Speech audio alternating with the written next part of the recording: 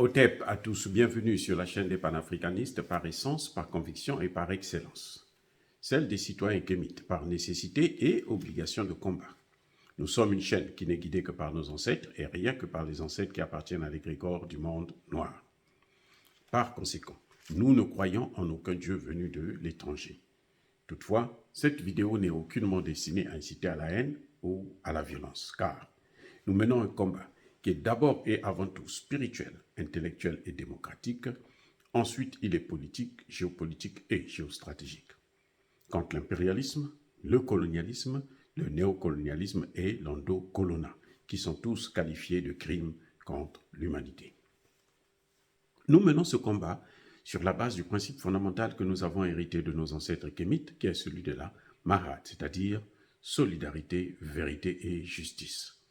Vous êtes donc en droit de connaître la vérité et nous avons l'obligation de vous dire la vérité, rien que la vérité, afin que justice soit rendue au continent africain. Et ça, c'est notre modeste contribution dans cette noble lutte en faveur de la souveraineté, la dignité, la solidarité et l'unité africaine. C'est exactement ça que nous appelons le panafricanisme. Bien-aimés frères et sœurs, vous savez,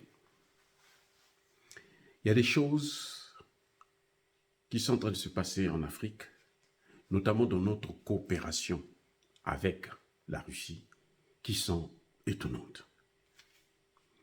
Je vous ai parlé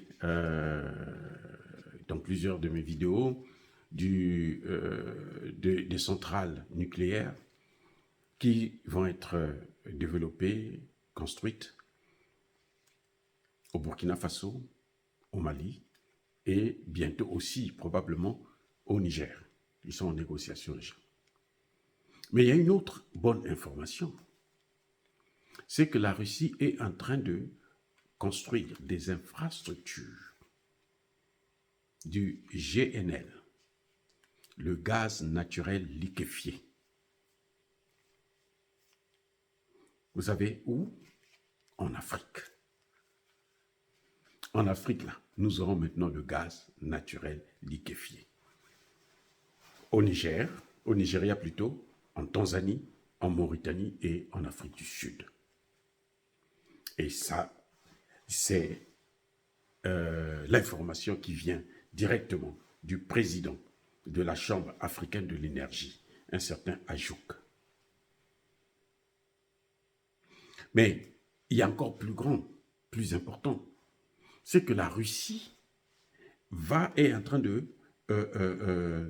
faire une sorte de jumelage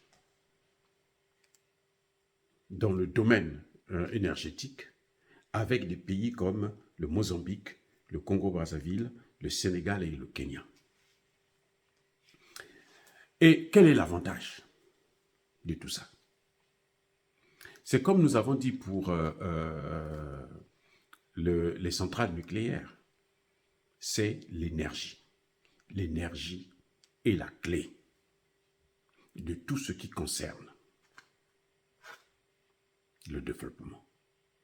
Parce que le développement passe par l'industrialisation. Et vous ne pouvez pas industrialiser un pays sans l'énergie. Et quelle énergie? L'énergie bon marché. Et ce qui est là, l'un des autres avantages de ce GNL, c'est que c'est ce qui permet d'exporter le gaz africain à l'étranger. Si vous voulez l'exporter, par exemple, en France, en Allemagne, en Grande-Bretagne, bref, en Europe, il faut le liquéfier. C'est-à-dire faire de ce gaz-là comme si c'était de l'eau, et puis quand ça arrive à destination, on le retransforme maintenant en gaz. C'est pour ça qu'on appelle ça gaz naturel liquéfié. C'est pour faciliter le transport. Parce que le gaz en tant que tel, pour le transporter, c'est souvent très difficile. Et vous savez quoi? Ces pays-là vont avoir, on va constater d'ici peu, une augmentation de 51% d'ici 2035 51%, une augmentation de 51% de notre, comment dirais-je, exploitation de gaz. C'est l'équivalent au moins de 100 milliards de mètres cubes. Donc, c'est un avantage. Nous avons ces matières premières-là. Ce n'est pas hier, hein? Et ça n'avait pas été découvert aussi hier. C'était les Occidentaux qui prenaient ça. Les Français, les Américains, les Allemands, ils prenaient ça gratuitement. Parce que nous, on n'avait pas la technologie.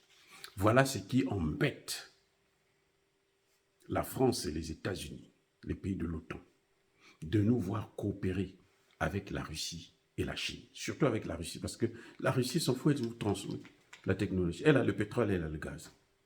Elle n'a pas besoin de notre gaz, notre pétrole. Mais elle nous aide pour que nous puissions commercialiser notre gaz, pour que nous puissions commercialiser notre pétrole dans de bonnes conditions et avoir mieux, pour que nous puissions transformer,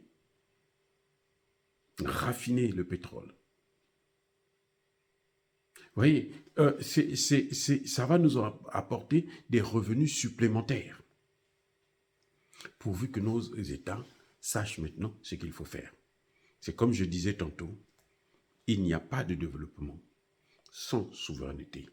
Il faudrait d'abord que nous puissions avoir notre souveraineté. Et c'est ce que les pays du Sahel, les États de l'Alliance des États du Sahel sont en train de nous donner, montrer comme exemple. J'espère que les autres pays, Nigeria, Congo, Sénégal et autres, vont suivre dans la même lancée. Parce que s'ils ne suivent pas, il n'y aura pas de développement. C'est-à-dire que, soyez-en sûrs, ceux-là, les Occidentaux, s'ils reprennent le contrôle, s'ils reprennent la domination sur ces pays-là, le Sénégal, le Congo et autres, ils vont bousiller tout ça. Parce que ces infrastructures-là, quand eux ils viennent, ils les détruisent systématiquement. C'est leur rôle. C'est à nous maintenant de prendre nos responsabilités. C'est à ces pays de prendre leurs responsabilités, de savoir que nous n'avons pas affaire à des amis. Nous avons affaire à des ennemis. Et l'ennemi, on le traite comme un ennemi. Dire cela, c'est inciter à la haine ou à la violence. Non. Yaba colère veille malembe. En tout cas, bienvenue pour les infrastructures du gaz naturel liquéfié en Afrique, ce que les Occidentaux, comme je dis toujours, n'ont pas pu nous donner, n'ont pas voulu nous donner pendant 60 ans. Voilà, une coopération de 2 ans, de 1 an, de 6 mois, de 8 mois, de 2 mois, pour le cas du Niger. La Russie est en train de nous donner ça, cadeau. Bon marché.